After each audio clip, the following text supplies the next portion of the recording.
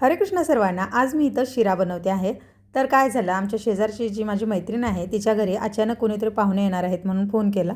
तर तिला आता जास्तीचे पदार्थ एकदम एकटीला बनवायला होणार नाहीत, म्हणून मग ती मला म्हटली शिरा बनवून द्या म्हणून. तर मी इथं तुपामध्ये रवा भाजून घेतला आणि त्यामध्येच काजू बदामाचे तुकडे टाकले होते.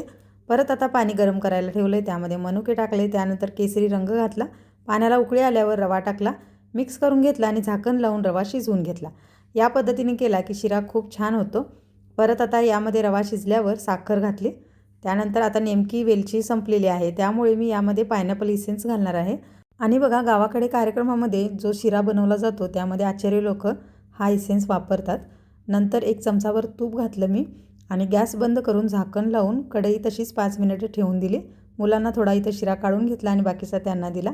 तिनं पण समोसे आणले होते आणि चटणी घरात बनवली होती आणि असं आम्ही दुपारी जेवण केलं. त्यानंतर लगेच गेले होते मार्केटमध्ये.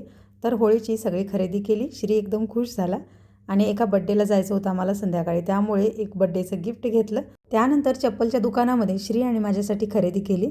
त्यानंतर इथं रंगीबेरंगी बांगड्या घेतल्या आणि घरात आल्या आल्या लगेच तयार होऊन आम्ही गेलो बड्डेमध्ये आणि रात्रीचं जेवण मग तिथंच केलं. चला बाय.